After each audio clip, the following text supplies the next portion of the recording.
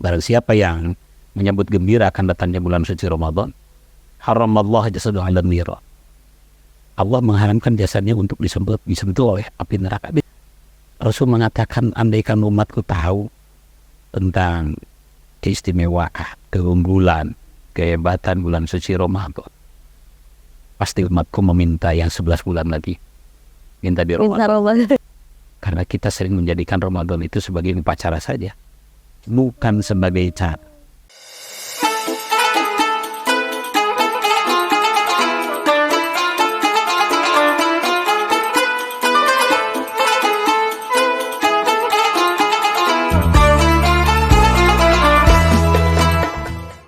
Bismillahirrahmanirrahim. Assalamualaikum warahmatullahi wabarakatuh.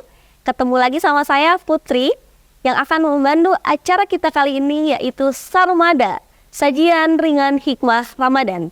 Yang pada kesempatan kali ini saya nggak sendirian, tapi ditemani sama sosok yang luar biasa. Siapa lagi kalau bukan Bapak Dr. Kiai Haji Buya Abdul Mujib MAG. Sehat Buya?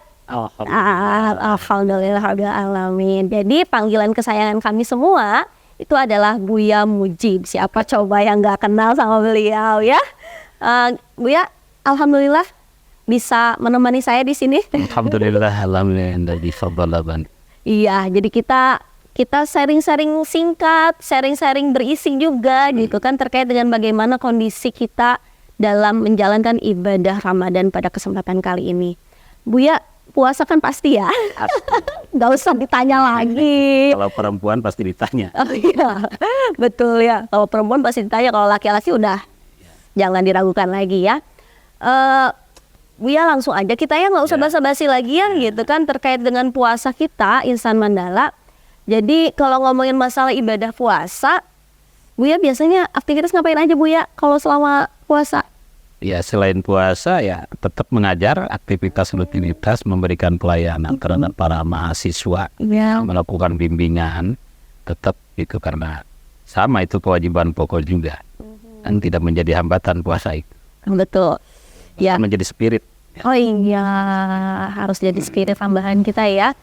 Buya, apa sih Buya yang memang harus kita lebih giatkan nih di selama bulan puasa ini biar kitanya nggak monoton? Kadang-kadang kita suka suntuk ya Buya ya, gimana menjalankan ibadah puasa nih? Ya pertama ya niat yang tulus ya, karena segala sesuatu itu sangat bergantung kepada niatnya. Yang kedua, pemahaman terhadap puasa itu sendiri, apa sih puasa itu? Apa puasa itu memberikan efek positif terhadap diri? Nah ini adalah pertanyaan yang harus dijawab oleh setiap kita, gitu kan. Jangan-jangan semakin sering kita ikut Ramadan, semakin sering kita melaksanakan puasa di bulan Ramadan, tapi perilaku kita, akhlak kita, karya kita, ya diri kita tidak memiliki perkembangan yang tidak lebih baik. Iya, berarti kalau semakin sering kita puasa, saya nih sekarang berapa tahun Buya? Saya 30 tahun contoh ya. Sih 30 tahun, mau sombong Buya. Kalau usianya 30 tahun berarti kurang lebih berapa kali ya saya puasa? Andaikan misal puasa dari umur 6 tahun ya Buya ya. 6 tahun dari semangat-semangatnya berarti berapa kali tuh? 24 kali saya puasa Buya. Ya. Dari 24 itu mana puasa yang bagus? Ramadannya yang mana yang bagus? Ramadan yang bagus. Misalkan di antara, kalau Putri 30 tahun misalkan, potonglah masa kanak-kanak 10 tahun. Iya. Berarti 20 kali. 20 kali mungkin ya yang memang benar serius gitu kan ya. Kalau saya misalkan, atau di antara Ikhwan Mandala ya, ada yang usia 50 tahun, potong masa kanak-kanak 10 tahun, berarti 40 kali. Ya, tinggal disesuaikan saja dengan jumlah usia sekarang. Ya, itu pahitnya dipotong 10 tahun untuk masa kanak-kanak.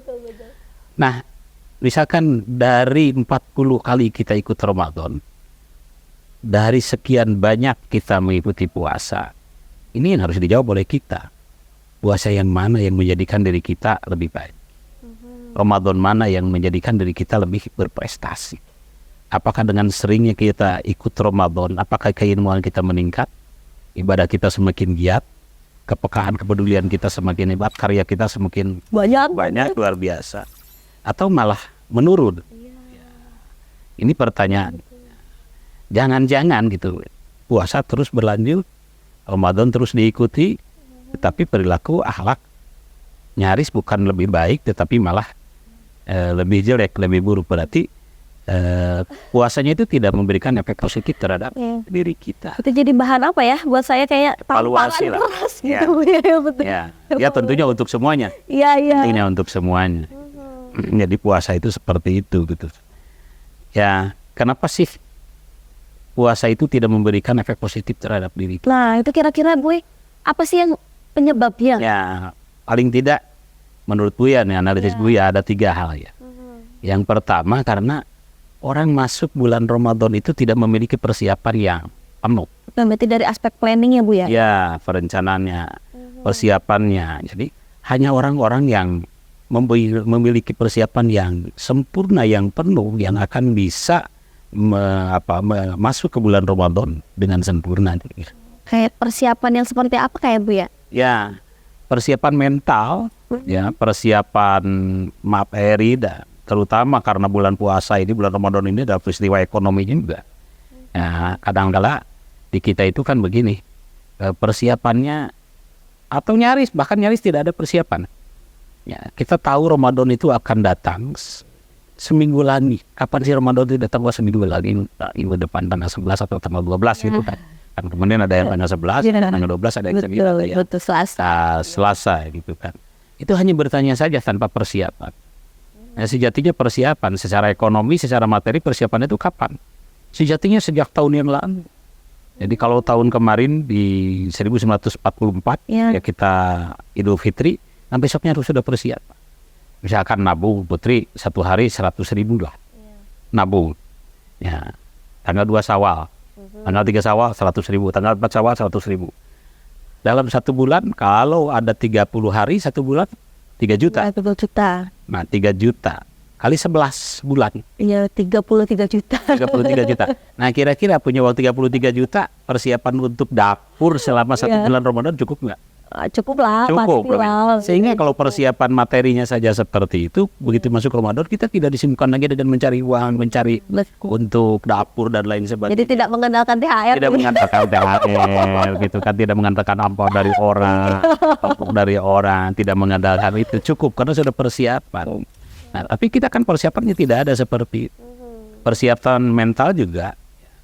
Jadi hanya orang-orang yang memiliki persiapan penuh yang bisa memanfaatkan Ramadan itu sebagai sarana media untuk menjadikan diri kita lebih bagus. Dan orang-orang yang punya persiapan itu yang akan menyebut gembira datangnya bulan suci Ramadan.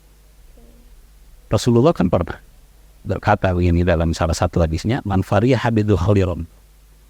Barang siapa yang menyebut gembira akan datangnya bulan suci Ramadan, haramallahu jasadu 'alan nira.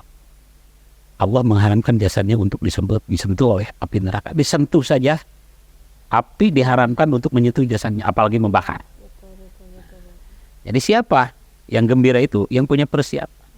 Guru saya Pak Haji Zainal Abidin itu sering menyampaikan begini. Jadi Ramadan itu beliau ibaratkan sebagai sebuah pameran.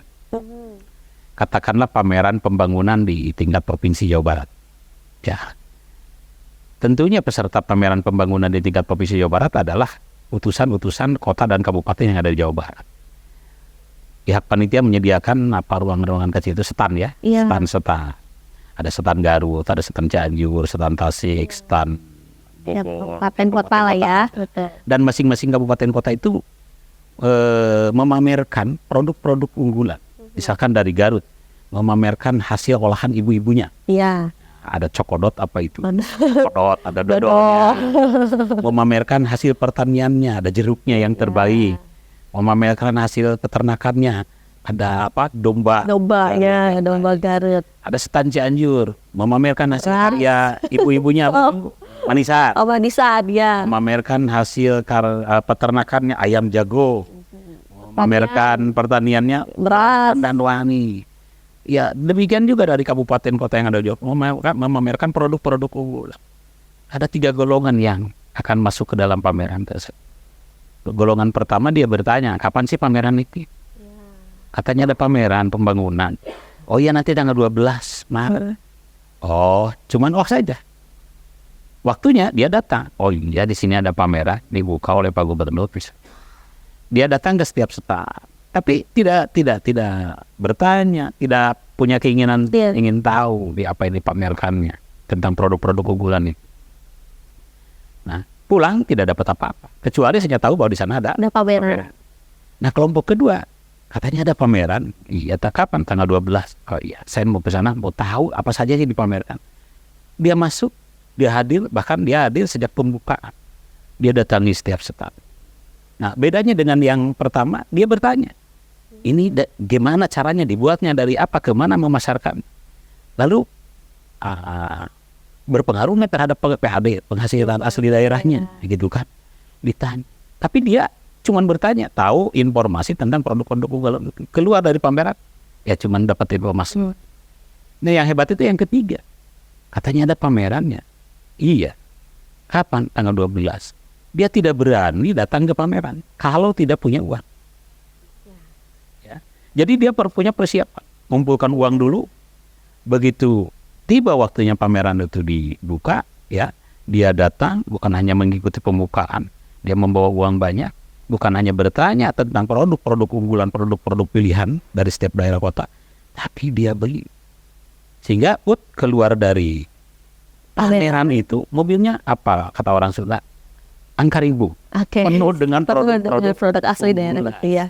Nah, Ramadan itu seperti. Lalu apa sih yang dipamerkan di bulan Ramadan? Produk unggulannya. Nah, itu yang jadi pertanyaan besar ya. Kira-kira produk apa yang bisa kita pamerkan, kita tunjukkan? Kalau itu memamerkan 3 produk unggulan. Kalau dikatakan produk, awwaluhu rahmat. 10 hari pertama Allah menyediakan rahmat, kasih sayang Allah.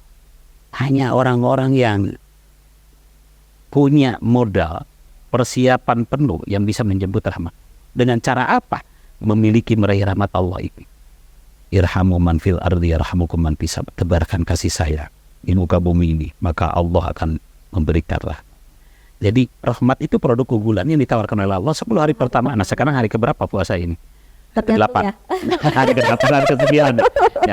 Ya. Ini masih ada di ujung 10 hari terakhir. Masih kita masih bersaing, berkompetisi untuk mendapatkan rahmat Allah. Berusaha, berjuang, berupaya, berikhtiar untuk mendapatkan rahmat Allah. Produk yang kedua adalah awsatuhu maghfirah. Itu yang sering disampaikan. Ini hadis itu populer setiap bulan puasa. Di luar bulan puasa jarang dibahas. Ya, jadi apa? 10 hari pertengahan itu adalah Allah menyediakan, memamerkan ampunan Allah. Kita harus memilikinya, kita harus meraihnya. Dengan cara apa?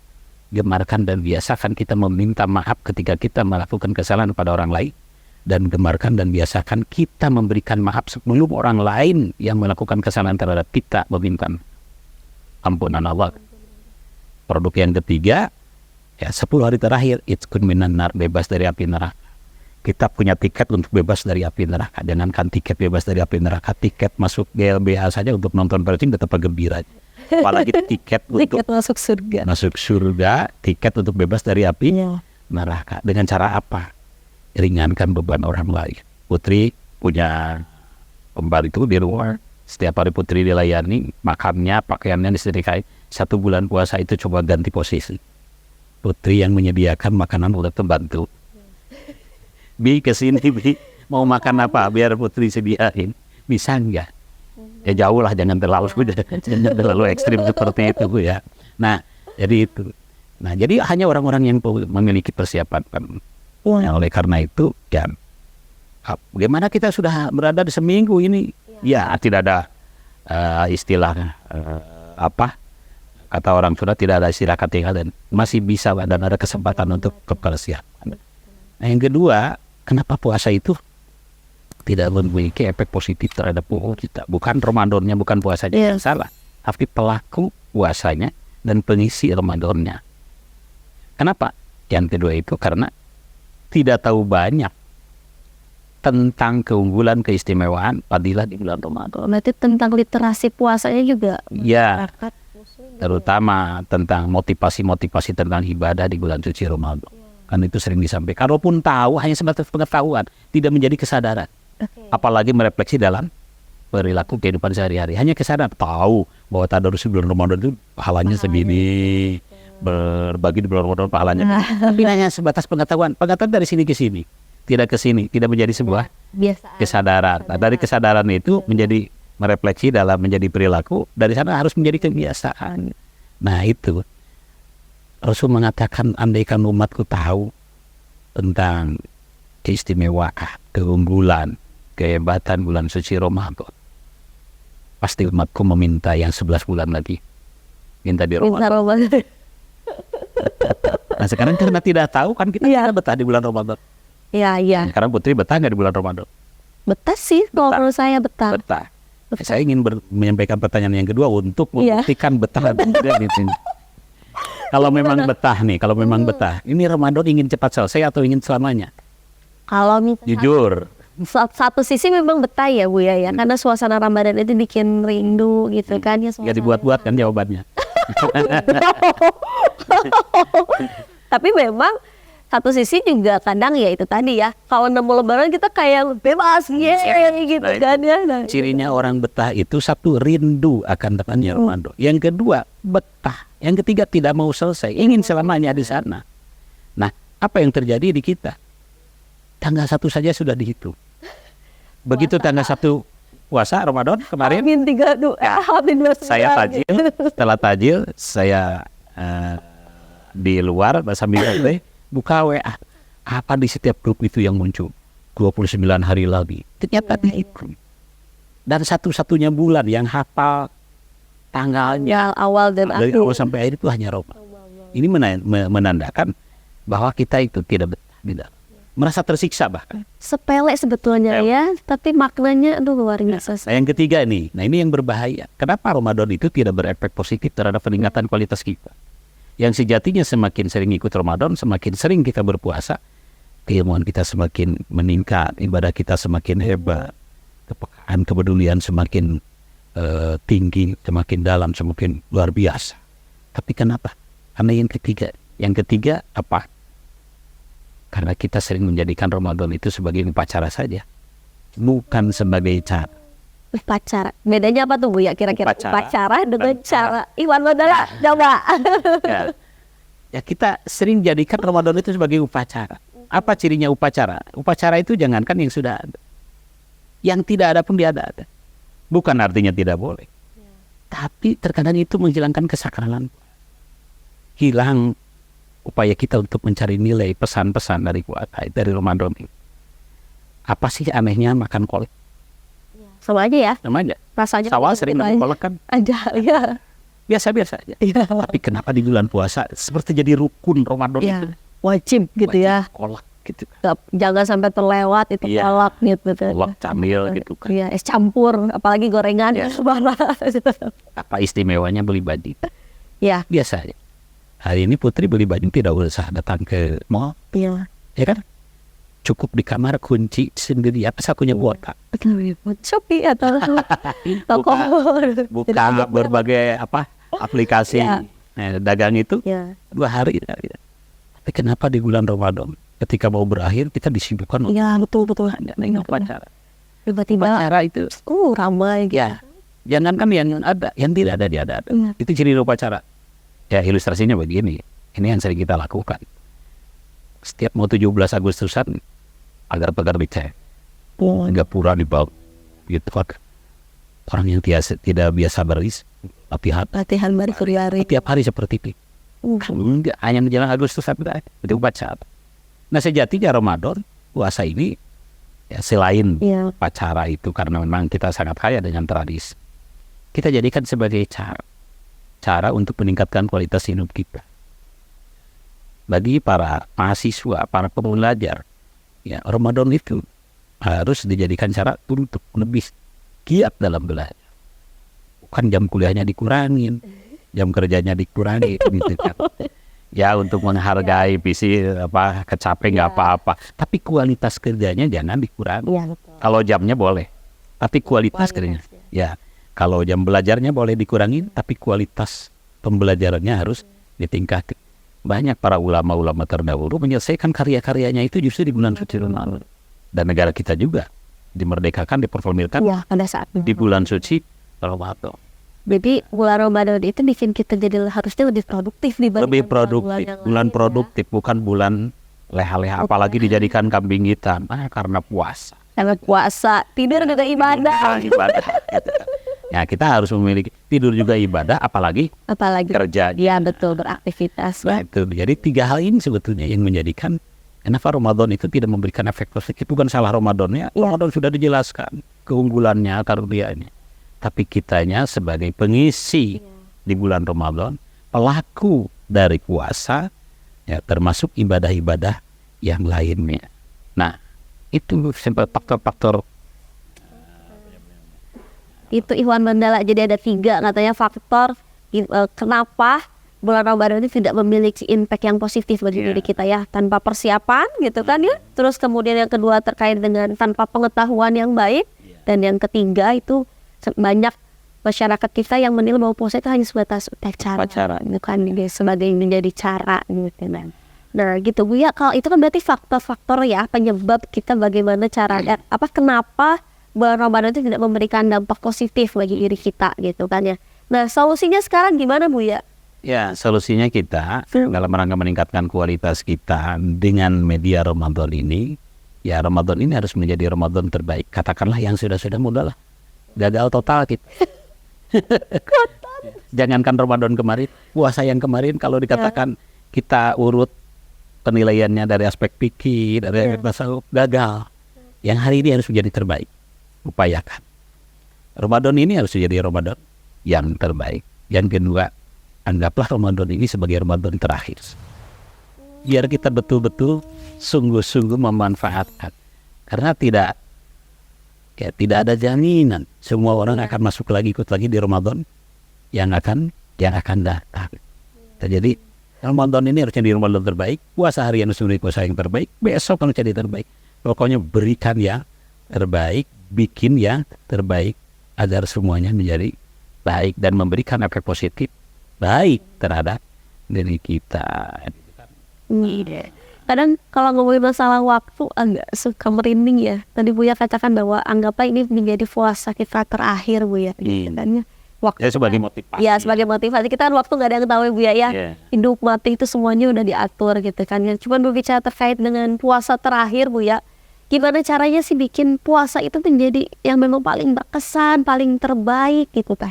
Ya, puasa yang berkesan, puasa yang baik, satu puasa yang dijalankan sesuai dengan syariat, dengan aturan fikihnya dan sebagainya. Kemudian puasa itu betul-betul kita jiwai dan kita ambil pesan-pesan dari puasa itu apa. Bukan hanya mengosongkan perut satu harian. Sebetulnya kita bukan memindahkan jadwal makan tanya. Justru katanya lebih sehat begitu ya? Iya.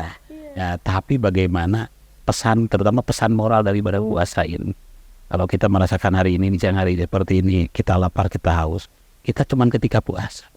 Di luar bulan puasa kita haus tinggal ngambil. Tapi di luar sana banyak orang yang tidak bisa beli. Ya, sulit mencari makan pagi entah sore, makan sore entah besok. Nah itu, maka dari sana ada pesan moral. Merasakan apa yang dideritakan oleh orang lain. Merasakan apa yang dirasakan oleh orang lain. Maka ini yang membuat puasa kita agar berkesan. Jadi disebut berkesan itu bukan secara personal tadi. Tapi disebut berkesan itu adalah sebagian personal, ada juga efek kepada orang lain dari diri kita. Gitu kan. Diri kita harus lebih manfaat. Diri kita harus lebih dirindukan orang. Ya ketika tidak adanya gitu kan, imah keraya sebab etan dipikan ini. Ya. Nah, itu dari sebagian pesan-pesan dari ibadah puasa agar puasa itu berkesan bagi diri kita dan bagi orang lain yang merasakan efek positif dari hasil puasa yang kita lakukan, efeknya kepada orang lain juga. Sekalipun memang puasa itu adalah yang tahu hanya dirinya dengan Tuhan. Hanya diri kita dengan Allah yang puasa.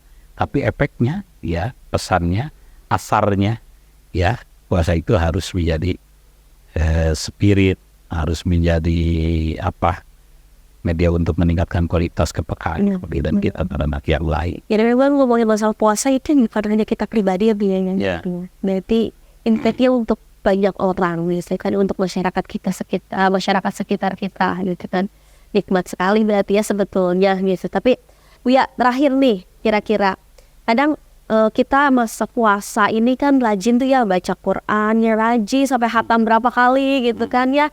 Terus kemudian sedekahnya juga tidak henti, kemudian ke masjidnya, tarawehnya gitu kan ya. Nah, banyak orang yang setelah Ramadan itu selesai, ibadahnya pun selesai kadang gitu dah. Nah itu karena itu tadi, karena dijadikan upacara. Sejatinya itu dijadikan cara untuk membiasakan. Iya, betul. Kalau hari ini tadarusnya, misalkan tadarusnya cuman 1 juz ya. Kadang kita banyak bicara kuantitas ya. Harus khatam.